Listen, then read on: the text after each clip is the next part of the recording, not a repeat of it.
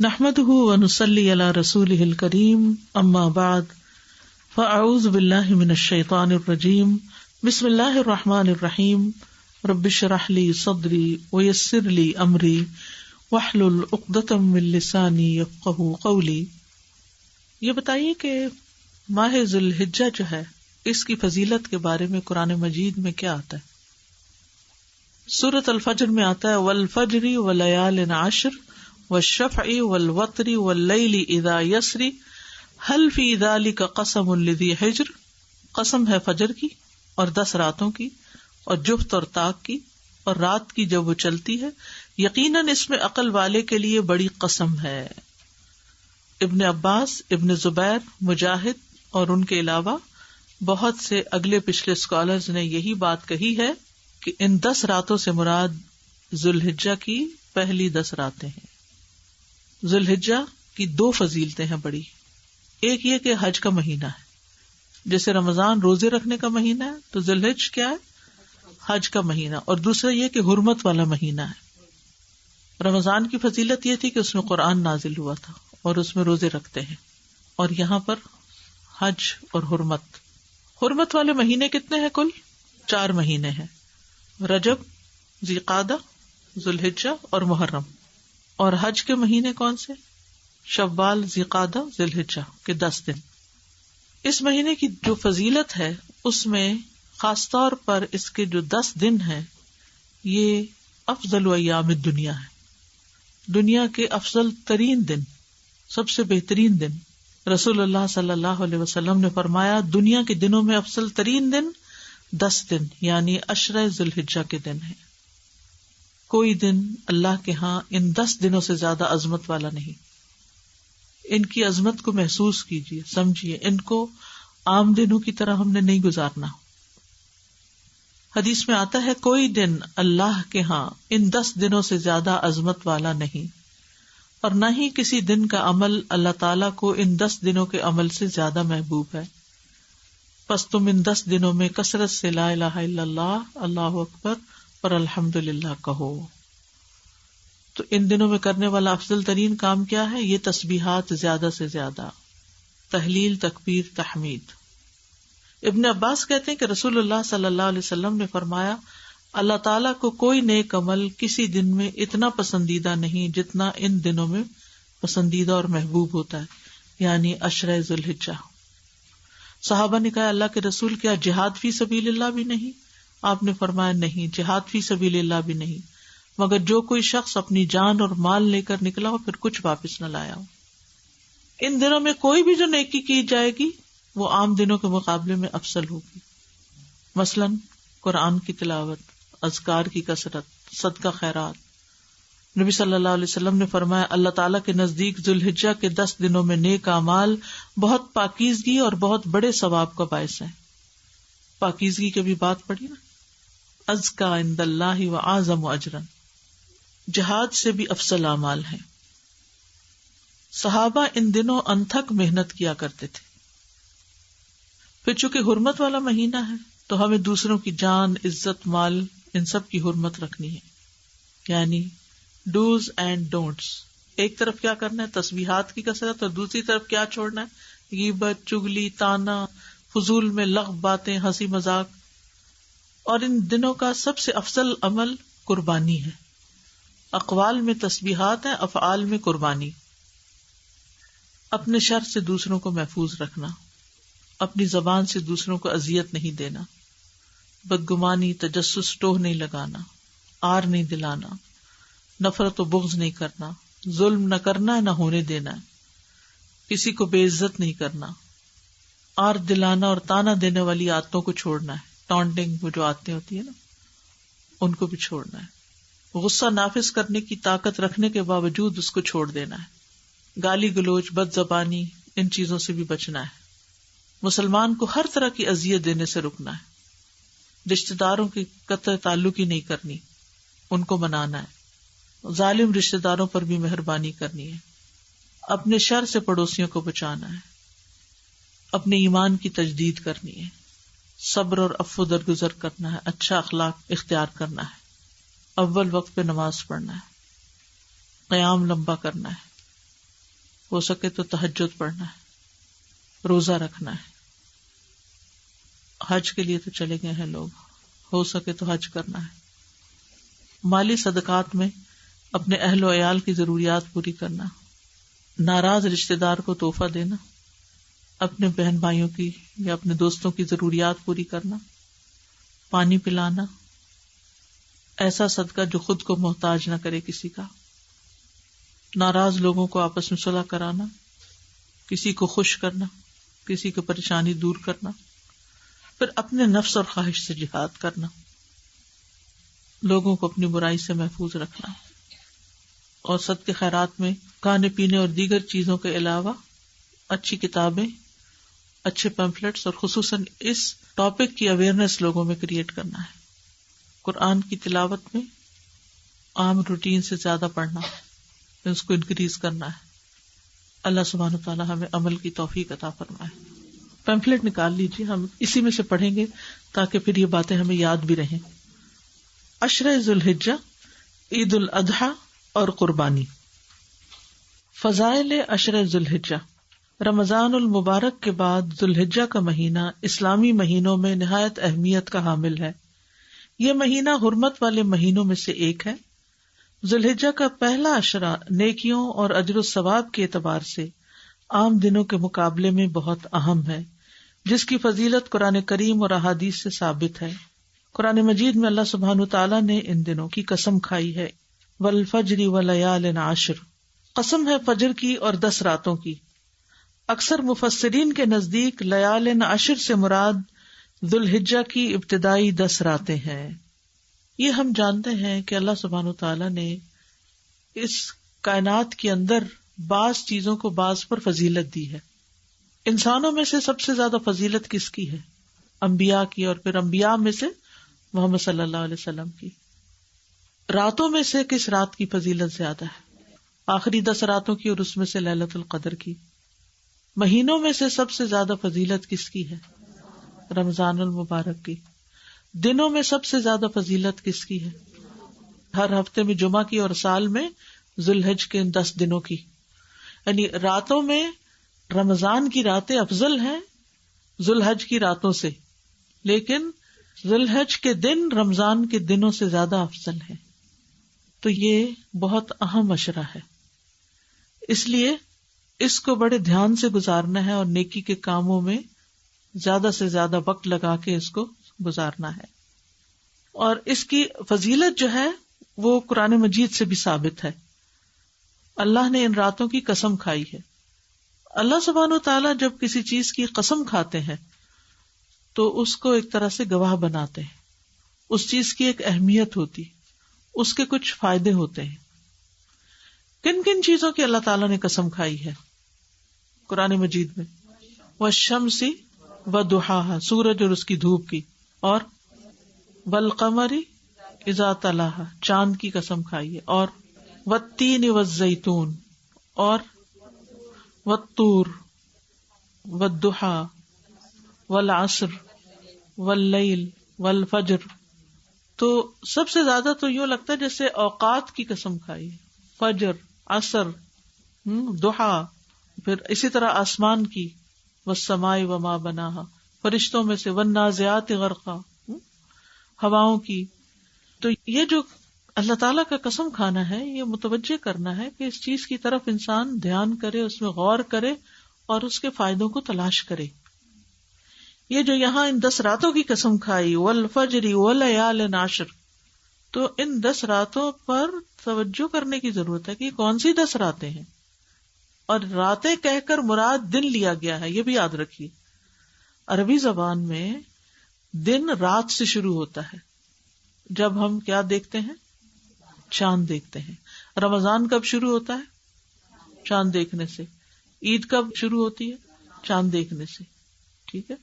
تو یسألونک عن الاہلہ قل ہی مواقیت للناس والحج، یہ آپ سے سوال کرتے ہیں چاند کے بارے میں کہ چاند کی جو مختلف حالتیں ہیں، کہہ دیجئے کہ یہ مواقیت للناس، لوگوں کو اوقات بتانے کے لیے، والحج، اور خصوصاً حج کے اوقات بتانے کے لیے.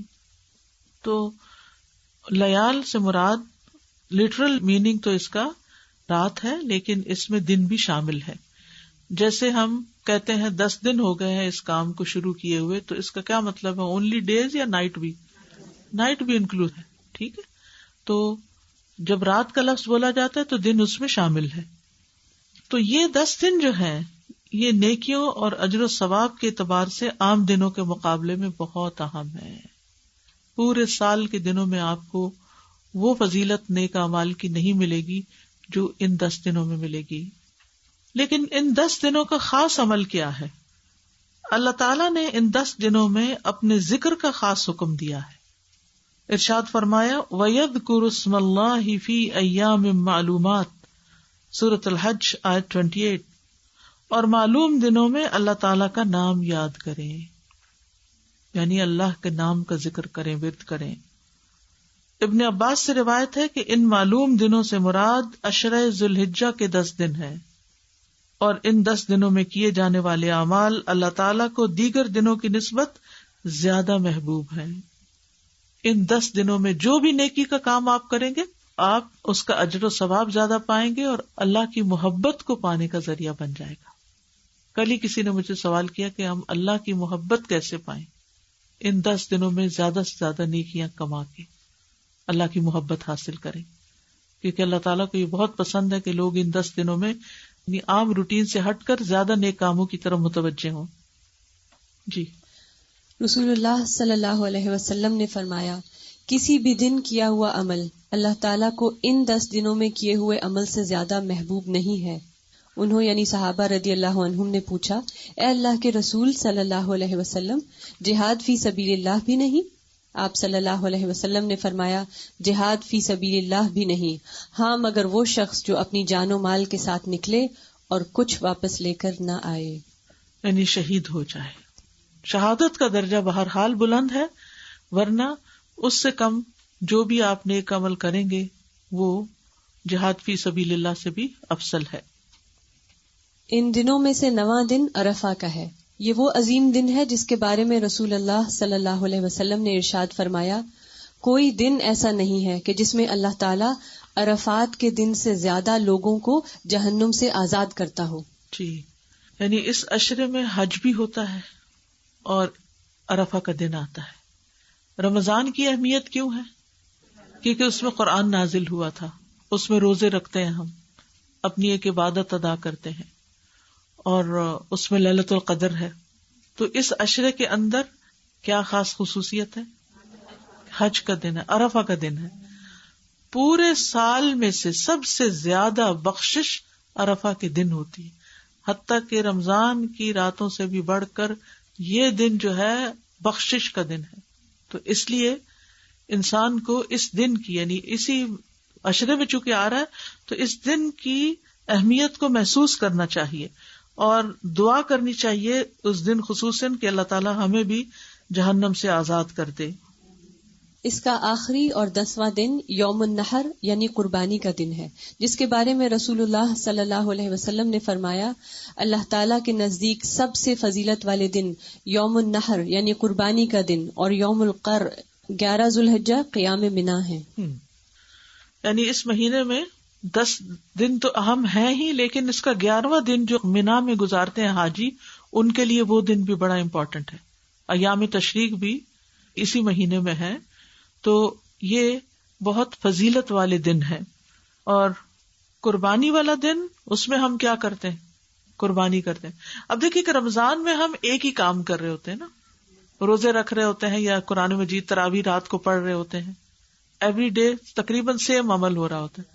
لیکن عشرہ ذی الحج میں ملٹیپل کام کر رہے ہوتے ہیں جن میں قربانی بھی ہے، یعنی جان کا صدقہ بھی ہے، اور روزہ بھی ہے عرفہ کے دن کا، یا پھر حج کرنا ہے عرفہ کے دن، یا پھر یہ تکبیرات خصوصی طور پر پڑھنی ہے جو خود بتائی گئی. یعنی یہ سارے اعمال بتائے گئے کہ ان دنوں میں کیے جائیں. عشرہ ذی الحجہ میں کرنے کے کام. عشرہ ذی الحجہ میں کرنے کے کام. عشرہ ذی الحجہ اہل ایمان کے لیے نیکیاں کرنے اور اجر و ثواب حاصل کرنے کا بہترین موقع ہے. حج کے علاوہ درج ذیل اعمال کا اہتمام کرنا خاص اجر حاصل کرنے کا ذریعہ ہے. ذکر الہی. عبداللہ ابن عمر رضی اللہ عنہ سے روایت ہے کہ نبی کریم صلی اللہ علیہ وسلم نے فرمایا، کوئی دن اللہ تعالیٰ کے ہاں ان 10 دنوں سے زیادہ عظمت والا نہیں، اور نہ ہی کسی دن کا عمل اللہ تعالیٰ کو ان 10 دنوں کے عمل سے زیادہ محبوب ہے۔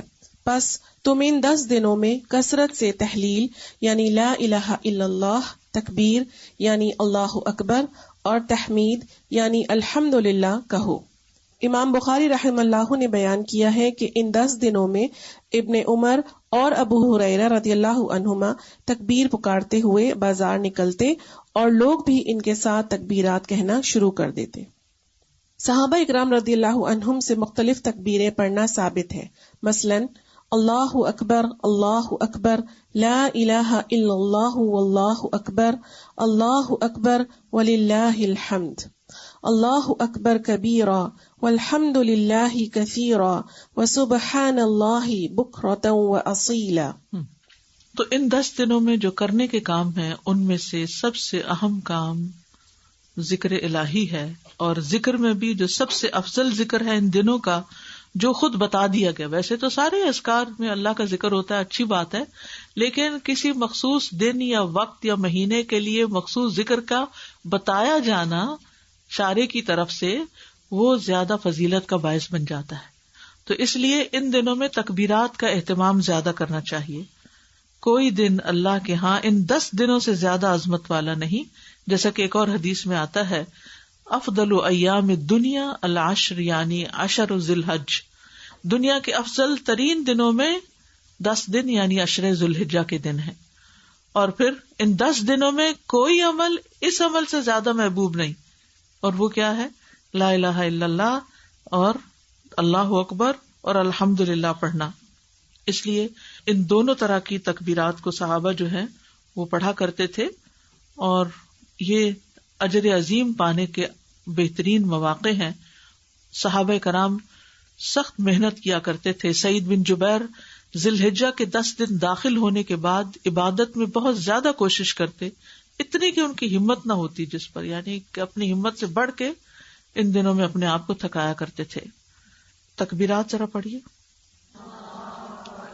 اللہ اکبر، لا الہ الا اللہ، اللہ اکبر، اللہ اکبر وللہ الحمد، اللہ اکبر کبیرا الحمد للہ کثیرا سبحان اللہ بکرۃ واصیلا۔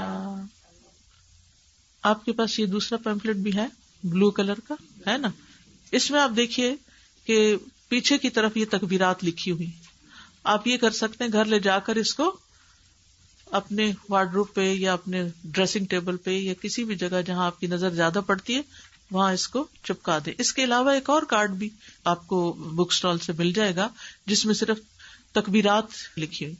دوسرا یہ کہ اس کا فائدہ یہ ہے اس بروشر کا کہ اس کے اندر کرنے کے کاموں کی ڈیٹیل دی ہوئی ہے، جو آپ کو ریمائنڈر ہو سکتا ہے، آپ اس کو پڑھ سکتے ہیں۔ اگر آپ اس کو کھولیں اور کھول کے بھی لگا دیں تو یہ پوسٹر 10 دن لگا رہے تو آپ کو نیک نیک کاموں کی یاد دہانی ہوگی۔ آپ چاہیں تو اس کو کسٹمائز کر کے اپنے پرسنل مزید کوئی چیزیں اس میں لکھنا چاہیں جو اس میں نہیں لکھی ہوئی تو وہ بھی آپ لکھ سکتے ہیں، کیونکہ یعنی نماز، روزہ، قرآن مجید، ذکر اور دعا، صدقہ و خیرات، خدمت خلق، عید اور قربانی، متفرقات، یہ ساری چیزیں ان 10 دنوں میں جمع ہو سکتی ہیں، کیونکہ کسی بھی دن کیا ہوا عمل اللہ تعالیٰ کو ان 10 دنوں میں کیے ہوئے عمل سے زیادہ محبوب نہیں۔ دوسرا اہم کام جو ان دنوں میں کرنے کا ہے وہ ہے روزہ رکھنا۔ 9 ذی الحجہ کو روزہ رکھنا باعث ثواب ہے۔ رسول اللہ صلی اللہ علیہ وسلم سے یوم عرفہ کے روزے کے بارے میں پوچھا گیا تو فرمایا، یکفر السنۃ الماضیۃ والباقیۃ، صحیح مسلم، گزشتہ سال اور آئندہ سال کے گناہوں کا کفارہ ہے۔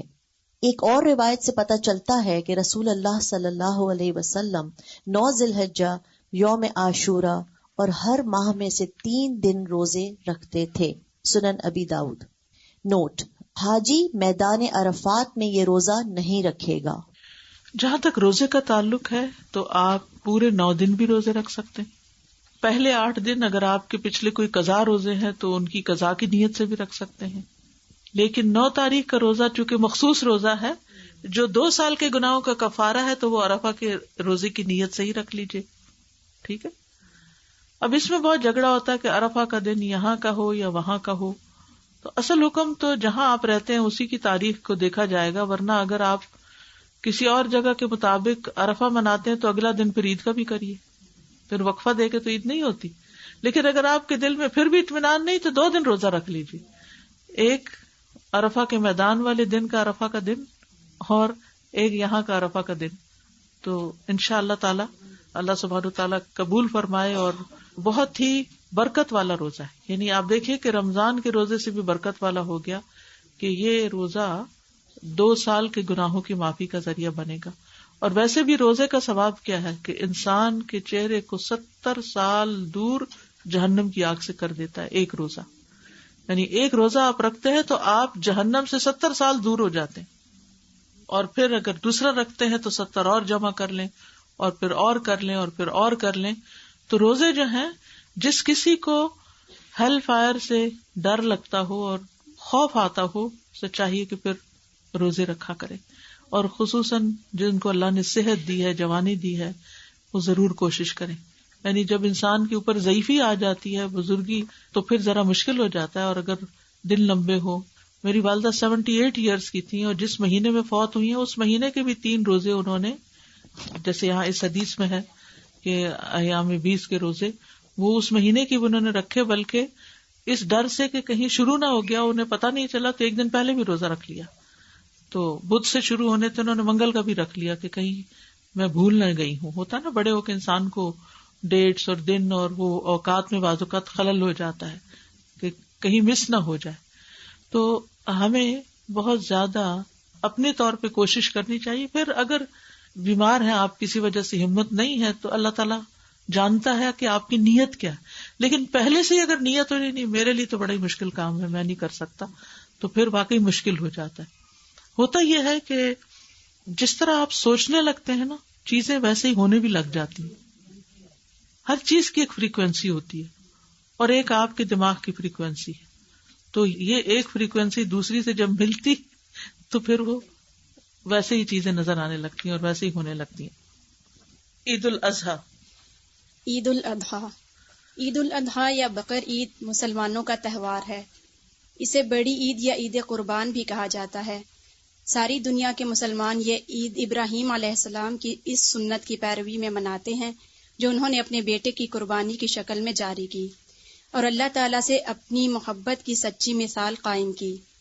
یہ عید 10 ذوالحجہ کو منائی جاتی ہے اور 13 ذوالحجہ تک قربانی کی جا سکتی ہے.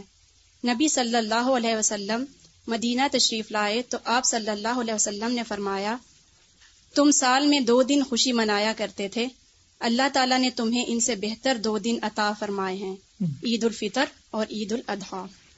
تو اب آپ دیکھ رہے ہیں کہ یہ جو دن ہیں حرمت والے اور فضیلت والے، ان میں عید بھی آ جاتی ہے اور اس اعتبار سے بھی اس کی اہمیت ہے. ویسے تو ذوالحج کے مہینے کی فضیلت 2 اہم اعتبار سے ہے. ایک یہ کہ اس میں حج ہوتا ہے اور دوسرا یہ کہ وہ حرمت والا مہینہ ہے جن میں جان، عزت اور مال کی حرمت کا پاس رکھنا چاہیے. اور اس عظیم مہینے میں سب سے عظیم دن ہے اور اس عظیم دن میں، عید والے دن میں، سب سے عظیم کام قربانی کرنا ہے اور حرمتوں کو پامال نہ کرنا. حرمتوں کو پامال کرنا کیا ہے کہ کسی کی جان، مال، عزت پر ہاتھ اٹھانا، زبان کھولنا. حسن رضی اللہ عنہ نبی صلی اللہ علیہ وسلم کے اس قول کہ صبح آدمی ایمان والا ہوگا اور شام کو کافر یا شام کو ایمان والا ہوگا اور صبح کافر کے متعلق بیان فرماتے تھے کہ صبح کو اپنے بھائی کی جان، مال اور عزت کو اپنے اوپر حرام سمجھے گا لیکن شام کو حلال سمجھنے لگے گا، اور اسی طرح شام کو حرام سمجھتا ہوگا اور صبح اس کو حلال کر لے گا. یعنی وہ اس حدیث کا مفہوم یہ بیان کیا کرتے تھے کہ ایک شخص ایمان میں ہے، دوسروں کے بارے میں اچھا گمان رکھتا ہے، شام تک موڈ ہی بدل گیا اور غیبت شروع کر دی یا کوئی الزامات دینے شروع کر دیے. تو اس لیے ان دنوں میں جہاں کچھ کرنے کے کام ہے وہاں کچھ نہ کرنے کے کام بھی ہے.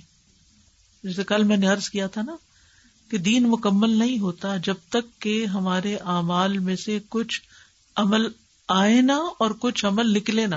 ہم بعض اوقات کرنے والے کام تو بہت سے کرتے رہتے ہیں اور نہ کرنے والے کام چھوڑتے نہیں ہیں، جن میں خصوصی طور پر حرمتوں کو پامال کرنا، کسی کی جان، مال، عزت، آبرو. رسول اللہ صلی اللہ علیہ وسلم نے فرمایا ایک مسلمان کی ہر چیز دوسرے مسلمان پہ حرام ہے، اس کا خون، اس کا مال، اس کی عزت و آبرو. اپنے ہر قسم کے شر سے دوسروں کو محفوظ رکھنا چاہیے. نبی صلی اللہ علیہ وسلم نے فرمایا تم میں سب سے بہتر وہ ہے جس سے خیر کی امید ہو. یعنی جب وہ سامنے سے آ رہا ہو تو آپ کہیں کوئی اچھی بات ہی کرے گا، اس کے منہ سے اچھی بات نکلے گی، یہ مجھے ذلیل نہیں کرے گا، یہ میرے ساتھ بدتمیزی نہیں کرے گا، یہ مجھے کوئی ٹانٹ نہیں کرے گا، یہ میرے پہ کوئی چڑھائی نہیں کرے گا، خیر ہی ہوگی اس سے. تو آپ سوچئے کہ ہماری پرسپشن کیا ہے جب ہم کسی سے ملتے ہیں یا دور سے آ رہے ہوتے ہیں تو لوگ ہمیں دیکھ کے کیا فیل کرتے ہیں؟ اچھا فیل کرتے ہیں یا دے گیٹ اسکیئرڈ کہ پتہ نہیں ابھی کیا ہونے والا ہے، کیا کرے گا، کون سی بات مجھے پرانی یاد کرا دے گا اور کہاں سے تانا دے دے گا.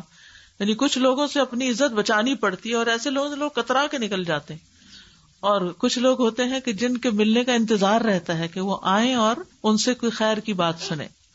اور فرمایا سب سے بدتر وہ ہے جس سے کسی خیر کی توقع نہ ہو، کوئی تمہارا بھلا نہ کرو اور اس کے شر سے امن نہ ہو.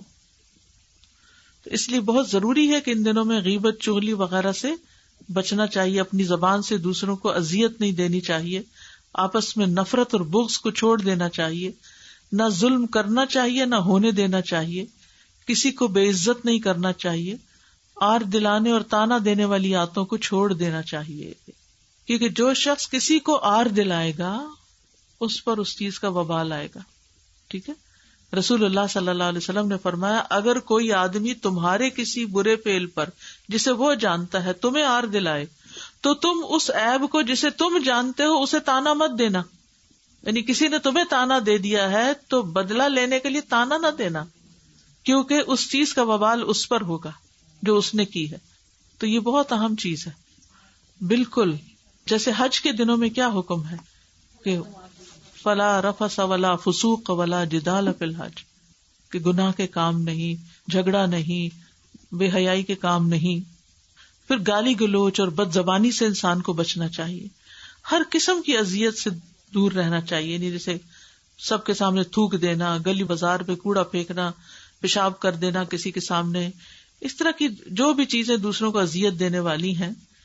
پھر اسی طرح قطع رحمی کے وبال سے بچنا چاہیے، کیونکہ قطع رحمی کرنے والے کے اعمال قبول نہیں ہوتے، اور جو رشتوں کو کاٹ کے رکھتا ہے یا جھوٹی قسم اٹھاتا ہے وہ مرنے سے پہلے اس کا وبال دیکھ کر رہے گا.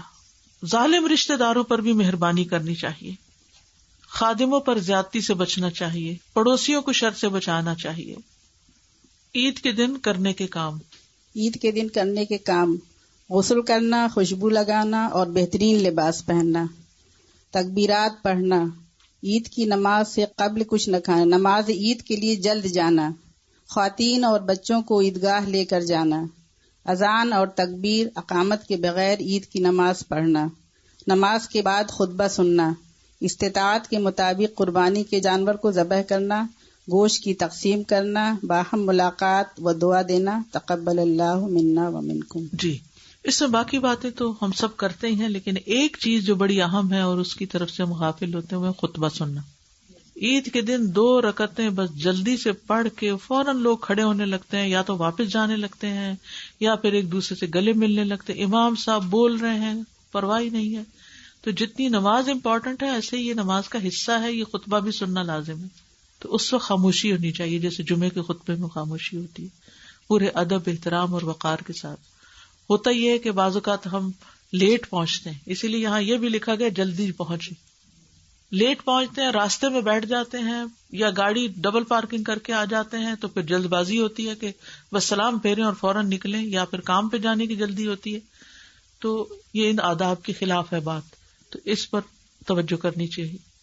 عید کی خوشی میں سرشار ہوتے ہیں اور سرشاری میں سب کچھ بھول جاتے ہیں، ادب آداب ہی بھول جاتے ہیں کہ کیا کرنا چاہیے کیا نہیں، کیونکہ جس سے مل رہے ہیں اس قدر ایکسائٹیڈ ہیں، گلے مل کر جھولتے رہتے ہیں اور یہ بھول جاتے ہیں کہ پیچھے کوئی لوگ بھی کھڑے، اور بعض اوقات لمبی لائنیں کھڑی ہو جاتی ہیں ہمارے پیچھے، اور ہم عین دروازے کے بیچ میں کھڑے ہو کر اپنی لمبی چوڑی باتیں اور دن بھر کا پروگرام شیئر کرنے لگتے ہیں کہ آج کہاں کہاں جانا ہے. تقبل اللہ منا و منکم، اللہ تعالی ہم سے اور آپ سے عبادت قبول فرمائے. نماز عید کے لیے ایک راستے سے جانا اور دوسرے سے واپس آنا، ہلکے پھلکے کھیلوں اور اشعار کے ذریعے خوشی منانا. جی، بچوں کے ساتھ یعنی خاص طور پر کچھ نہ کچھ ایسا پروگرام رکھا جائے کہ جس سے انہیں محسوس ہو کہ آج خوشی کا دن ہے. قربانی، عشرہ ذوالحجہ کی آخری مگر اہم ترین عبادت قربانی ہے. قربانی کا لفظ قرب سے نکلا ہے اور اصطلاحاً قربانی سے مراد وہ عمل ہے جو اللہ تعالیٰ کی رضا اور قرب کے حصول کے لیے جانور ذبح کرنے کی شکل میں 10 ذوالحجہ سے 13 ذوالحجہ تک کیا جاتا ہے. ٹھیک، تو قربانی جو ہے نا یہ اللہ کا قرب حاصل کرنے کے لیے کی جاتی. لوگ اس میں بڑی لمبی چوڑی بحثیں کرتے ہیں، جس کے پاس 7.5 تولے سونا ہو اس پر قربانی واجب ہے، اور جس کی جاب اتنے پیسوں کی ہو وہ قربانی کرے گا. تو اصل بات یہ ہے کہ قربانی اللہ کے قرب کے لیے ہوتی ہے کہ ہم اللہ کے قریب ہوں، اور اللہ کی محبت میں کی جاتی ہے، شکرانے کے طور پر ادا کی جاتی ہے کہ اللہ نے ہمیں نعمتیں دی ہیں، ہم دوسروں کو بھی نعمتوں میں شریک کریں. تو اس میں لمبی چوڑی مین میخ نہیں نکالنی چاہیے، اور اگر آپ کے اندر وسعت ہے تو قربانی کر لیں، کیونکہ اصل چیز ہے وسعت، کہ آپ اپنے اخراجات پورے کرنے کے قابل ہیں. اور اگر ایک قربانی بھی سب گھر والوں کی طرف سے ہو جائے تو کافی ہوتی ہے. مقاصد قربانی، مقاصد قربانی اللہ کی رضا و خوشنودی حاصل کرنا، خالصتاً اللہ کے حکم کی اطاعت کرتے ہوئے اس سے محبت کے اظہار و اعتراف کے طور پر اپنے آپ کو ہر طرح کی ریاکاری سے بچاتے ہوئے جانور ذبح کرنا ہی قربانی کا اصل مقصد ہے. قرآن مجید میں نبی اکرم صلی اللہ علیہ وسلم کو خطاب کرتے ہوئے فرمایا گیا فَصَلِّ لِرَبِّكَ وَانْحَرْ، یعنی اپنے رب کے لیے نماز پڑھ اور قربانی کر. ایک اور جگہ فرمایا قُلْ إِنَّ صَلَاتِي وَنُسُكِي وَمَحْيَايَ وَمَمَاتِي لِلَّهِ رَبِّ الْعَالَمِينَ، کہہ دیجئے بے شک میری نماز، میری قربانی، میرا جینا، میرا مرنا اللہ رب العالمین کے لیے ہے. قربانی کے بعض اوقات لوگ عجیب و غریب مقاصد بنا لیتے ہیں، دوسروں کو شو آف کرنا، دکھاوا کرنا، اور تفاخر اور مہنگے مہنگے جانور خریدنا. تو یہ کوئی دکھاوے کا موقع نہیں ہے، بلکہ خالصتاً اللہ کو راضی کرنے کے لیے قربانی کرنی چاہیے. فَصَلِّ لِرَبِّكَ وَانْحَرْ. تقویٰ کا حصول، تقویٰ ایک مسلمان کی شان اور اس کے مومن ہونے کی علامت ہے. اللہ کی خاطر قربانی کرنے سے اصل مقصود اسی تقویٰ کی صفت کو نشو و نما دینا ہے، نہ کہ ایک دوسرے پر فخر جتانا یا مقابلہ بازی کرنا. لہٰذا اس سنت ابراہیمی کی یاد تازہ کرتے وقت اللہ کی مکمل اطاعت کا جذبہ دل میں نہ ہو تو جانوروں کا خون بہانا، گوشت تقسیم کرنا اور خود کھانا محض ایک بے روح عمل ہے جس سے کوئی فائدہ حاصل نہ ہوگا. اللہ سبحانہ و تعالی فرماتے ہیں لَن يَنَالَ اللَّهُ لُحُومُهَا وَلَا دِمَاؤُهَا وَلَكِن يَنَالُهُ التَّقْوَى مِنكُمْ. اللہ کو نہ جانوروں کا گوشت پہنچتا ہے اور نہ ان کا خون، اسے صرف تمہارا تقویٰ پہنچتا ہے. یعنی اللہ کو نہ خون پہنچے گا نہ گوشت پہنچے گا. خون زمین میں گر جائے گا اور گوشت ہم کھا لیں گے.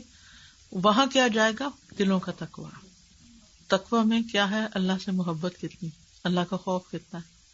یعنی اس قربانی کی عید کے بعد ہمارے تقویٰ میں کیا اضافہ ہوا، یہ ہے سوال. قرب میں کتنا اضافہ ہوا اور تقویٰ میں کتنا اضافہ ہوا، ہم سب کو اپنے آپ سے پوچھنا ہے کہ عشرہ ذوالحج کے بعد ہماری کیفیات کیا ہیں. اور اگر پہلے حال سے بھی گئے ہیں صرف پکنک منا کے اور باربیکیو کر کے ادم شور ہنگامہ، تو پھر ہم نے اصل مقصد تو کھو دیا. تو اس لیے آپ کو یہ جو گفٹ دیا گیا ہے، تو جب کسی کو گفٹ دیا جائے تو اس کو کیا کرنا چاہیے؟ اس کو استعمال بھی کرنا چاہیے اور واپس بھی کرنا چاہیے. جی، اذا حییتم بتحیۃ فحیوا باحسن منھا وردوھا. تو جنہوں نے آپ کو گفٹ دیا ہے، جنہوں نے بھی دیا ہے، وہ چاہتے ہیں کہ آپ ان کے ثواب میں اضافہ کرتے ہوئے اس کو کسی کے ساتھ شیئر کریں، گھر والوں کے ساتھ اس کو شیئر کریں. آپ یہ بھی کر سکتے ہیں کہ گھر والوں کو اکٹھے بٹھا کے تھوڑا تھوڑا انہیں سے ریڈ کروا لیں. اگر اردو آتی نہیں آتی تو خود ان کو پڑھ کے سنا دیں، یا اس کا انگلش بھی ہے وہ ان کو سنا دیں. اس کا فائدہ کیا ہوگا کہ سب کو ریمائنڈر ہو جائے گا. یہ میں نے خود تیار کروایا تھا، اس پہ ریسرچ کی تھی، سب کچھ کیا تھا، لیکن خود مجھے ذاتی طور پر ہر سال اس کو پڑھنے کی ضرورت محسوس ہوتی ہے. کیونکہ علم پرانا ہو جاتا ہے، بھول جاتی ہیں باتیں، روح نہیں زندہ رہتی، وہ چیزیں نیچے ہی دب جاتی ہیں، پھر ان کو نکال کے فریش کرنا پڑتا ہے. تو اس علم کو زندہ کرنے کی ضرورت ہے. کسی نہ کسی کے ساتھ ضرور شیئر کریں، چاہے لکھ کے کریں، بول کے کریں، پوسٹ کر کے کریں، دے کے اور مزید لے کے بانٹ کے، یعنی کچھ نہ کچھ اس میں حصہ ڈالیں. ٹھیک ہے. اور اگر آپ ساری کائنات پر غور کریں تو ہر چیز کچھ نہ کچھ قربانی کرتی ہے. اب جیسے ایک درخت ہے، کتنی تکلیفیں اٹھا کے وہ سردی گرمی میں کھڑا رہتا ہے، پھلوں کا بوجھ اٹھاتا ہے، لیکن وہ پھل سارے خود کھا جاتا ہے. کون کھاتا ہے وہ پھل؟ ہم کھاتے. سمندر کا پانی ہے، وہ بھاپ اڑتی ہے، ہوائیں اس کو اٹھاتی ہیں، تکلیف اٹھاتی ہیں ہمارے لیے، لے کے اڑتی ہیں، اور پھر وہ کون فائدہ اٹھاتا ہے؟ ہم فائدہ اٹھاتے ہیں. ہر چیز قربانی کر رہی ہے، اپنے اپنے طریقے سے کر رہی ہے. اور ایک ہم ہے کہ ہر چیز لے کے بیٹھے ہوئے، علم لے لیتے ہیں، وہ لے کے بیٹھ جاتے ہیں. اللہ مال دیتا ہے، وہ لے کے بیٹھ جاتے ہیں. کوئی اور چیز اللہ ہمیں دیتا ہے، شیئرنگ کا نہیں سوچتے. تو قرب ملتا ہے دینے سے، قربان کرنے سے. ابراہیم علیہ السلام کو قرب کیوں ملا تھا اللہ کا؟ اللہ نے ان کو اپنا دوست کیوں کہا؟ بیٹا قربان کرنے لگے، ہر چیز قربان کر رہے تھے.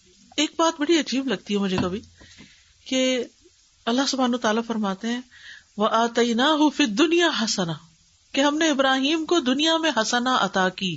ہاں، میں کہتی ہوں ان کی زندگی تو امتحانوں سے بھری ہوئی تھی، اور اللہ سبحانہ تعالیٰ اس کو حسنہ کہتے ہیں. تو جب ہم مانگتے ہیں ربنا آتنا فی الدنیا حسنہ، تو اس کا صرف یہ مطلب نہیں ہوتا کہ اور مال مل جائے اور زندگی عیش و عشرت کا نمونہ بن جائے. اس کا مطلب ہے کہ ہمیں زیادہ سے زیادہ نیکیوں کی توفیق ہو، اور اگر ہماری زندگی میں کوئی امتحان آئے تو وہ بھی ہمارے درجات کی بلندی کا ذریعہ بن جائے. یہ ہے حسنہ، اور نیکی کی توفیق، اور نیکی کی توفیق. اور وہ اپنی نیند، آرام، سکون قربان کر کے ہی ملے گا. جب تک آپ اپنی کوئی چیز قربان نہیں کرتے نا، تو کسی اور کو کچھ دے نہیں سکتے.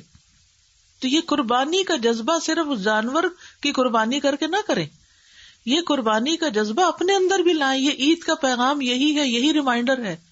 اپنے اندر بھی قربانی کا جذبہ لائیں کہ دوسروں کی خاطر کبھی کسی کے لیے اپنی نیند قربان کر لینا، اور کبھی کسی کے لیے اپنی بھوک، اور کبھی کسی کے لیے اپنا مال، اور کبھی جان، اور کبھی اوقات، یعنی کچھ نہ کچھ دینے والے بنے. دیکھیے اللہ اور ہمارے درمیان یہ دنیا حائل ہے. جتنا جتنا ہم اس کو اللہ کی خاطر نکالتے جائیں گے، یعنی اللہ کی خاطر استعمال کریں، ہم اللہ کے قریب ہوتے جائیں گے. اور یہ ہمیں فزیکلی ایک ایکٹیویٹی کرائی گئی کہ جانور ذبح کرو اور دیکھو اللہ نے اس کو پیدا کیا تمہارے لیے، کیسے وہ اپنی جان دے رہا ہے. تم اس کی تو جان لے رہے ہو، اپنی بھی کبھی دینے کی سوچی؟ استاذہ جی، پڑھنے سے پہلے میں ایک بات شیئر کرنا چاہوں گی. جو قربانی جب بھی آتی ہے تو ہم جو شیئر کرنے والی باتیں ہیں ان کو کم، بلکہ وہ ایسے جوکس آنے لگتے ہیں سوشل میڈیا کے اوپر جو اخلاقی معیار سے ہر طرح سے گرے ہوئے ہوتے ہیں، اور وہ جگہ جگہ شیئر ہو رہے ہوتے ہیں اور مسلسل پوسٹ ہو رہے ہوتے ہیں. تو ہمیں ان چیزوں سے رکنا ہے اور دوسروں کو بھی روکنا ہے. بالکل جی بالکل، کیونکہ یہ دین کا مذاق اڑانا ہے نا، یہ تو ایک ریچول ہے، اللہ کا حکم ہے. جی. اہمیت قربانی. قربانی کا حکم آدم علیہ السلام سے لے کر رسول اللہ صلی اللہ علیہ وسلم تک تمام آسمانی شریعتوں میں رہا. ارشاد باری تعالیٰ ہے لِكُلِّ أُمَّةٍ جَعَلْنَا مَنْسَكًا هُمْ نَاسِكُوهُ، سورہ حج آیہ 67. یعنی ہم نے ہر امت کے لیے ایک طریقہ عبادت یعنی قربانی مقرر کر رکھا ہے، اور وہ اس پر چلنے والی ہیں. کیا پتہ چلتا ہے کہ یہ صرف ہمیں حکم نہیں دیا گیا، ہر امت کو اس کا حکم تھا، ہر دور میں اس کا حکم رہا، سب شریعتوں میں قربانی رہی ہے. قرآن مجید میں بہت خوبصورت انداز میں ابراہیم علیہ السلام کی قربانی کا ذکر کیا گیا ہے، اور ابراہیم علیہ السلام نے کہا میں اپنے رب کی طرف جاتا ہوں، عنقریب وہ میری رہنمائی کرے گا. اے میرے رب مجھے صالحین میں سے اولاد عطا کر. تو ہم نے اس کو ایک حلیم بردبار لڑکے کی بشارت دی. وہ لڑکا جب اس کے ساتھ دوڑ دھوپ کرنے کی عمر کو پہنچ گیا تو ابراہیم علیہ السلام نے کہا بیٹا میں نے خواب میں دیکھا ہے کہ میں تجھے ذبح کر رہا ہوں، تیرا کیا خیال ہے؟ اس نے کہا اے میرے ابا جان، جو آپ کو حکم دیا گیا ہے کر ڈالیے، آپ انشاءاللہ مجھے صابروں میں سے پائیں گے. تو جب ان دونوں نے اطاعت کی اور اسے اسماعیل علیہ السلام کو ماتھے کے بل گرا دیا، اور ہم نے ندا دی کہ اے ابراہیم تو نے خواب سچ کر دکھایا، بے شک ہم نیکی کرنے والوں کو ایسی ہی جزا دیتے ہیں، بے شک البتہ یہ ایک بہت واضح امتحان تھا، اور ہم نے ایک بڑی قربانی کے ذریعے اس کا فدیہ دیا، اور ہم نے بعد والوں میں اس کا ذکر خیر قائم کر دیا۔ سورہ صافات آیہ 99 سے 108 تک۔ یہ ہے ابراہیم علیہ السلام اور اسماعیل علیہ السلام کے کردار میں تسلیم و رضا کا وہ بے مثال نمونہ جو بارگاہ الہی میں اس درجے مقبول ہوا کہ رہتی دنیا تک اللہ تعالیٰ نے اس سنت کو جاری کر دیا۔ یہ نہ صرف ابراہیم علیہ السلام خلیل اللہ کی سنت ہے، بلکہ نبی کریم صلی اللہ علیہ وسلم نے عید الاضحیٰ کے موقع پر قربانی کو اپنی سنت قرار دیا۔ رسول اللہ صلی اللہ علیہ وسلم نے فرمایا، بے شک اس دن ہم پہلا کام یہ کرتے ہیں کہ نماز عید ادا کرتے ہیں، پھر واپس پلٹتے ہیں اور قربانی کرتے ہیں۔ جس شخص نے ایسا ہی کیا اس نے ہماری سنت کو پا لیا۔ صحیح بخاری۔ ایک اور روایت میں نبی کریم صلی اللہ علیہ وسلم نے نماز عید کے بعد قربانی کرنے کو اہل اسلام کی سنت قرار دیتے ہوئے فرمایا، جس نے نماز عید سے پہلے ذبح کیا تو اس نے اپنے لیے ذبح کیا، اور جس نے نماز عید کے بعد ذبح کیا اس کی قربانی مکمل ہو گئی اور اس نے مسلمانوں کی سنت کو پا لیا۔ اس سے یہ پتہ چلتا ہے کہ نماز عید سے پہلے جانور قربان نہیں کرنا چاہیے۔ بعض لوگ اپنے غریب رشتہ داروں کو پاکستان یا انڈیا یا جہاں وہ رہتے ہیں وہاں بھجوا دیتے ہیں قربانی کے پیسے کے، چلیں ایک ہم یہاں کر رہے ہیں ایک آپ وہاں کر لیں، رشتہ داری کا حق بھی ادا ہو جائے گا اور ان کو گوشت بھی مل جائے گا۔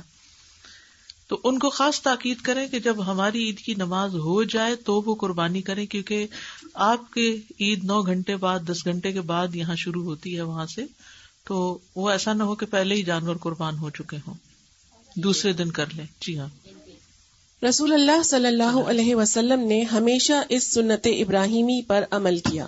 انس رضی اللہ عنہ بیان کرتے ہیں، نبی اکرم صلی اللہ علیہ وسلم 2 مینڈھے ذبح کیا کرتے تھے اور میں بھی 2 مینڈھے ذبح کرتا ہوں۔ سبحان اللہ۔ اب بعض اوقات ہم کہتے ہیں کہ 1 کریں 2 کریں کتنا کریں، تو یہ ہر ایک کی اپنی خوشی پر ہے کہ وہ کیا کر سکتا ہے، کتنی وسعت ہے۔ تو حضرت انس جو ہے وہ کہتے ہیں نبی صلی اللہ علیہ وسلم 2 کرتے تھے اس لیے میں 2 کرتا ہوں۔ تو اب اس میں کوئی ہارڈ اینڈ فاسٹ رول تو نہ ہوا نا۔ قربانی کے بارے میں آپ صلی اللہ علیہ وسلم کا اہتمام اس سے بھی واضح ہوتا ہے کہ حجۃ الوداع کے موقع پر آپ صلی اللہ علیہ وسلم نے حج کی قربانی کے 100 اونٹ ذبح کرنے کے ساتھ ساتھ عید الاضحیٰ کی قربانی کے لیے اپنی طرف سے 1 بکری اور ازواج مطہرات کی طرف سے 1 گائے ذبح کی۔ یہ سارے ڈفرنٹ عمل کیوں ہیں؟ تاکہ آپ 1 بکری کرنا چاہیں تو بھی ٹھیک ہے، اور آپ اگر گائے کر کے 1 حصہ سب ازواج کا ہو جائے یا سب ازواج کی طرف سے 1 ہی گائے ہو جائے تو وہ بھی ٹھیک ہے۔ رسول اللہ صلی اللہ علیہ وسلم نے امت کو بھی قربانی کرنے کی تاکید فرمائی۔ مخنف بن سلیم رضی اللہ عنہ روایت کرتے ہیں کہ جب ہم رسول اللہ صلی اللہ علیہ وسلم کے ساتھ عرفات میں تھے تو آپ صلی اللہ علیہ وسلم نے فرمایا، اے لوگو، ہر سال ہر گھر والوں پر قربانی ہے۔ استطاعت کے باوجود قربانی نہ کرنے والے لوگوں کے بارے میں رسول اللہ صلی اللہ علیہ وسلم نے فرمایا، جو وسعت کے باوجود قربانی نہ کرے وہ ہماری عیدگاہ کے قریب نہ آئے۔ صحابہ اکرام بھی اتباع رسول صلی اللہ علیہ وسلم میں قربانی کا اہتمام فرماتے۔ ابو امامہ بن سہل رضی اللہ عنہ نے بیان کیا، ہم مدینہ میں اپنے قربانی کے جانوروں کو پرورش کے لیے موٹا کرتے تھے، اور مسلمان دیگر بھی اسی طرح انہیں پال کر موٹا کرتے تھے۔ یعنی اچھے سے اچھا جانور قربان کر رہے ہیں، دکھاوے اور تفاخر کے لیے نہیں، لیکن اللہ کے قرب کے لیے۔ جیسے نماز کیا ہے؟ تحیہ، تحفہ ہے، تو قربانی بھی کیا ہے؟ تحفہ ہے، اللہ کے لیے کر رہے ہوتے ہیں۔ تو اللہ تعالیٰ کو تو جانور کا گوشت خون نہیں پہنچتا، لیکن جو چیز پیش کر رہے ہیں وہ تو خوبصورت ہو نا۔ اس میں پھر ایک انسیت کا پہلو بھی آ جاتا ہے نا، جیسے خود پال کے کرنا۔ بچپن میں جب آتے تھے جانور تو ہم اتنے مانوس ہو جاتے تھے ان سے کہ بعد میں پھر ہمیں رونا بھی آتا تھا جب ان کی قربانی ہو تو وہ یہی نا کہ جن چیزوں سے محبت ہو جائے ان کو اللہ کی راہ میں دے دو۔ لن تنالوا البر حتی تنفقوا مما تحبون۔ حکمت قربانی۔ اللہ تعالیٰ نے ابراہیم علیہ السلام کے جذبہ ایثار و قربانی اور مکمل سپردگی کو بے پناہ پسند کیا۔ ان کو محسن اور خلیل اللہ یعنی اللہ کا دوست کے لقب سے نوازا اور ان کے نام کو رہتی دنیا تک جاری کر دیا. لہذا تمام دنیا کے مسلمان ہر نماز میں نبی کریم صلی اللہ علیہ وسلم کے ساتھ ابراہیم علیہ السلام پر بھی درود بھیجتے ہیں اور ان کی قائم کردہ سنت کو زندہ رکھتے ہوئے ہر سال قربانی کرتے ہیں. اللہ تعالیٰ اپنے بندوں سے ایسی ہی مکمل اطاعت اور وفاداری چاہتے ہیں کہ جب اللہ تعالیٰ کا حکم آ جائے تو بغیر کسی پس و پیش کے عمل کیا جائے. یہی حکمت قربانی کرنے کے پیچھے موجود ہے. چنانچہ دنیا بھر کے مسلمان قربانی کی اس سنت پر عمل کرتے ہوئے اللہ تعالیٰ سے عہد کرتے ہیں کہ اے رب العالمین، ہم تیرے اطاعت گزار بندے ہیں. جب تیرا حکم ہوگا تو ہم دین اسلام کی خاطر کسی قسم کی قربانی سے دریغ نہیں کریں گے. ابراہیم علیہ السلام نے خواب میں اللہ تعالیٰ کا حکم پانے کے بعد تمام عقلی دلائل کو ایک طرف رکھ دیا اور کمال عبودیت کا اظہار کرتے ہوئے اپنی عزیز ترین متاع اللہ تعالیٰ کے حضور پیش کر دی. ہر سال 10 ذی الحجہ کو جانوروں کی قربانی کرنا اس جذبہ عبودیت کی یاد کو تازہ کرنا ہے. کیونکہ جب صحابہ نے پوچھا تھا کہ ما هذه الاضاحی، تو آپ نے فرمایا تھا سنت ابیکم ابراہیم. کہ انہوں نے پوچھا یہ قربانیاں ہم کیوں کرتے ہیں؟ فرمایا تمہارے باپ ابراہیم کی سنت ہے. یعنی انہوں نے اپنے بیٹے کی قربانی کرنے سے بھی دریغ نہیں کیا، تو ہم ان کی پیروی میں کم از کم ایک جانور تو قربان کر دیں. احکام قربانی قربانی کی نیت کے ساتھ جانور ذبح کرنا ضروری ہے. قربانی کا جانور نماز عید کے بعد ذبح کرنا ضروری ہے.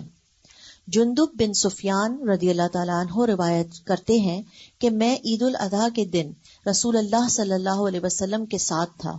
جب آپ صلی اللہ علیہ وسلم لوگوں کو نماز پڑھا چکے تو دیکھا کہ ایک بکری ذبح کی ہوئی ہے. آپ صلی اللہ علیہ وسلم نے فرمایا، جس نے نماز سے پہلے ذبح کیا وہ اس کے بدلے میں دوسری بکری ذبح کرے، اور جس نے ذبح نہیں کیا تو وہ بسم اللہ پڑھ کر کرے. صحیح بخاری. بکرا، دمبا، بھیڑ وغیرہ کی قربانی ایک ہی شخص کر سکتا ہے، لیکن گائے کی قربانی میں 7 افراد اور اونٹ کی قربانی میں 10 افراد شریک ہو سکتے ہیں. سنن ترمذی. قربانی کرنے والا ذوالحجہ کا چاند دیکھنے کے بعد بالوں اور ناخنوں کو نہ کاٹے. مسافر بھی قربانی کر سکتا ہے. صحیح بخاری. سب گھر والوں کی طرف سے ایک قربانی کرنا کافی ہے. صحیح بخاری. کسی رشتہ دار، دوست یا تمام مسلمانوں کی طرف سے بھی قربانی کی جا سکتی ہے. صحیح مسلم. مرحومین کی طرف سے بھی قربانی کی جا سکتی ہے. سنن ابن ماجہ. کسی رشتہ دار، دوست یا اجتماعی قربانیوں کا اہتمام کرنے والے اداروں کے ذریعے قربانی کروانا درست ہے. قربانی کے جانور کی رقم کسی بھی دوسرے مصرف میں دینے سے قربانی کا حق ادا نہ ہوگا، خواہ وہ پیسہ کتنے ہی نیک، رفاہی یا صدقہ و خیرات کے کاموں میں دیا جائے. کیونکہ بہت سے لوگ یہ سمجھتے ہیں کہ غریبوں کا خیال رکھنا چاہیے، ان کے پاس کپڑا نہیں ہے، ان کے پاس تعلیم نہیں، تو یہ بس پیسہ دے دیں. یہ وہ سارا سال ہے آپ کے پاس پیسہ دینے کا، لیکن اس وقت آپ ان کو گوشت کھلائیں، جو ایک سنت ہے. مطلب یہ کہ اگر کوئی سفر میں ہے، جیسے سمر ہے، بہت سے لوگ آج کل کینیڈا وزٹ پہ آئے ہوئے ہیں، فیملیز، اب وہ کہیں ہم تو جہاں سفر پہ ہیں، ہم نے کیا قربانی کرنی؟ تو نہیں، مسافر بھی قربانی کرے گا اگر وہ صاحب استطاعت ہے. یہ مطلب ہے. قربانی کے جانور کی شرائط. قربانی کے جانور کی شرائط. نبی کریم صلی اللہ علیہ وسلم نے امت کو قربانی کے لیے 2 دانت کا جانور ذبح کرنے کی تلقین فرمائی. بہت چھوٹا بیبی نہ ہو بلکہ 2 دانت نکلے ہوئے ہوں اس کے، دوندہ جس کو بولتے ہیں. جی. جابر رضی اللہ عنہ سے روایت ہے کہ رسول اللہ صلی اللہ علیہ وسلم نے فرمایا، قربانی میں ذبح نہ کرو مگر مسنہ، جو 1 برس کا ہو کر دوسرے میں لگا ہو. البتہ جب تم کو ایسا جانور نہ ملے تو دمبے کا جزء، دمبے کا وہ بچہ جو 1 سال کا ہو، ذبح کرو. نوٹ، یہ اجازت صرف دمبے کے بچے کے لیے ہے، بکری کے بچے کے لیے نہیں. یعنی 1 سال والا. خصی اور غیر خصی دونوں قسم کے جانوروں کی قربانی کرنا سنت سے ثابت ہے. جابر بن عبداللہ رضی اللہ عنہ سے روایت ہے، رسول اللہ صلی اللہ علیہ وسلم کے پاس 2 سینگوں والے چتکبرے بڑے بڑے خصی مینڈھے لائے گئے. آپ صلی اللہ علیہ وسلم نے ان دونوں میں سے ایک کو پچھاڑا اور فرمایا، اللہ تعالیٰ کے نام سے، اور اللہ تعالیٰ سب سے بڑا ہے. یعنی بسم اللہ اللہ اکبر. محمد صلی اللہ علیہ وسلم اور ان کی امت کی طرف سے، جنہوں نے تیری توحید کی گواہی دی اور میرے پیغام کو پہنچانے کی شہادت دی۔ سبحان اللہ، اپنی امت کی طرف سے بھی قربانی کی آپ نے۔ ابو سعید خدری رضی اللہ عنہ سے روایت ہے، رسول اللہ صلی اللہ علیہ وسلم سینگوں والے غیر خصی مینڈھے کی قربانی کرتے تھے، اس کی آنکھیں، منہ اور ہاتھ پاؤں سیاہ ہوتے تھے۔ وہ خوبصورت لگتا ہے نا دیکھنے میں۔ درج ذیل عیوب والے جانوروں کی قربانی کرنا جائز نہیں ہے۔ یک چشم ہونا، یعنی ایک آنکھ ماری ہوئی ہے، بیمار ہونا، لنگڑا پن نمایاں ہونا، ہڈیوں میں گودا نہ ہونا، یعنی بہت مریل بوڑھا۔ ذبح کے احکام، قربانی کے جانور کو عمدہ اور اچھے طریقے سے ذبح کیا جائے۔ ذبح کرتے وقت جانور کو قبلہ رخ کر لینا مستحب ہے۔ ذبح کرتے وقت چھری کی دھار تیز ہونی چاہیے۔ قربانی کرتے وقت کی دعا بسم اللہ واللہ اکبر، یعنی اللہ کے نام کے ساتھ ذبح کرتا ہوں، اللہ بہت بڑا ہے۔ خود ذبح کرنا افضل ہے، لیکن کسی دوسرے سے کروانے میں بھی کوئی حرج نہیں۔ مسلمان عورت بھی قربانی کا جانور ذبح کر سکتی ہے۔ یعنی عورت کی قربانی کرنے سے وہ حرام نہیں ہو جائے گا، اجازت ہے اس کو، چھری پھیر سکتی۔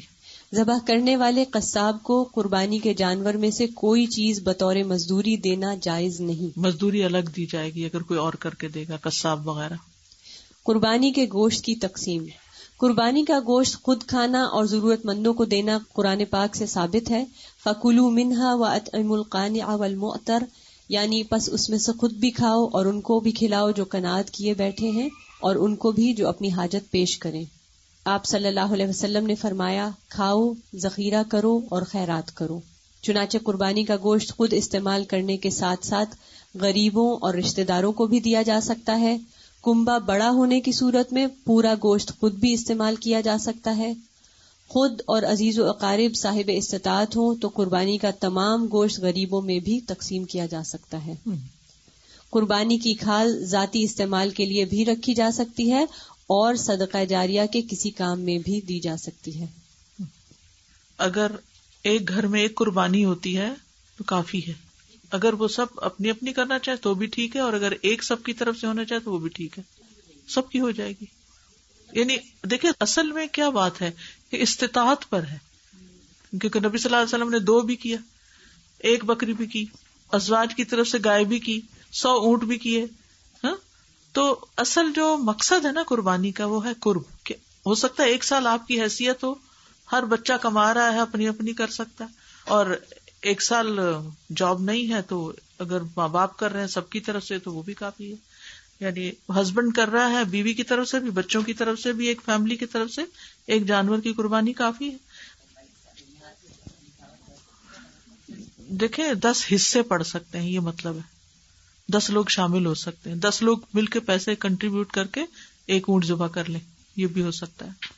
اب جیسے اگر ہم قربانی اسلامک ریلیف کے تھرو کروا رہے ہیں بنگلہ دیش میں یا پیلسٹائن میں ادھر ادھر، اب وہ کب کر رہے ہیں، کیا کر رہے ہیں، اس پہ تو ہمارا کوئی کنٹرول ہے ہی نہیں، تو اس میں ہم کیا کر سکتے ہیں؟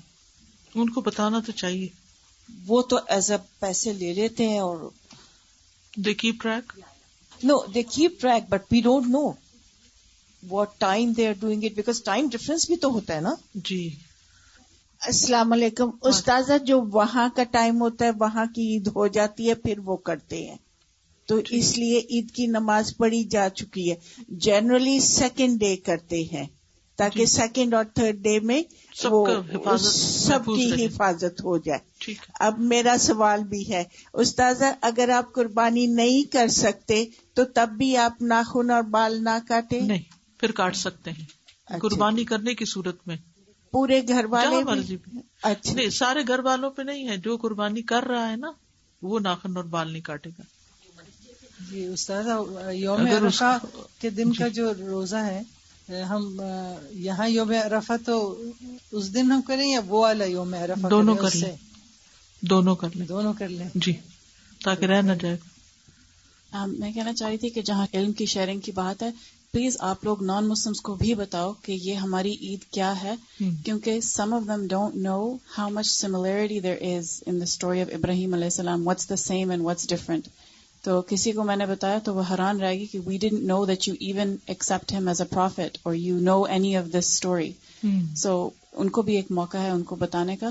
اور جہاں تک گوشت شیئر کرنے کا ہے تو مجھے 1 سال اتنا پکا یاد ہے کہ یوزلی تو آپ کہہ سکتے ہیں نا فرام ایون دا بچر کہ آپ اتنا ہماری طرف سے دے دیں اور اتنا ہمیں گھر بھیج دیں, لیکن 1 سال کیا ہوا کہ I was supposed to go and give it at the center, and that year I realized that I'm standing in the line to give and there's another line to receive, and even though you know conceptually you know کہ ہم دے رہے ہیں, ہم ان کو دے رہے ہیں جن کو گوشت نہیں ملتا, but to see people walking out with packets of meat and rice and whatever and realize that you're just here to drop it off and go home.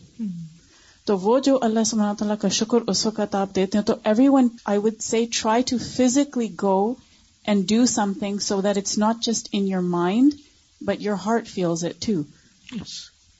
استاذہ السلام علیکم. وعلیکم. مجھے پوچھنا تھا کہ مرحومین کی طرف سے جو قربانی دی جاتی ہے وہ اس میں کلیئر نہیں ہوں کہ کچھ کہتے ہیں کہ آپ وہ گوشت استعمال نہیں کر سکتے, وہ صرف صدقے میں چلا جاتا ہے. ایسا کچھ بھی نہیں ہے. قربانی کا گوشت جو ہے وہ آپ چاہے کھائیں, چاہے آپ فریز کر لیں سارا, چاہے سارا بانٹ دیں, چاہے رشتے داروں کو دیں, کوئی ہمیں ہارڈ اینڈ فاسٹ رول نہیں بتایا گیا, ہر ایک کی سچویشن پر ڈپینڈ کرتا ہے. اچھا ہمیں اتنی زیادہ کیوں نہیں بتائیں گئی چیزیں تاکہ وسعت رہے, ہر ایک کی سچویشن ڈفرینٹ ہوتی ہے تو پھر اس کے مطابق وہ عمل کر سکتا ہے. اگر پابندیاں لگا دی جاتی تو پھر تو ہمارے ہاتھ بن جاتے.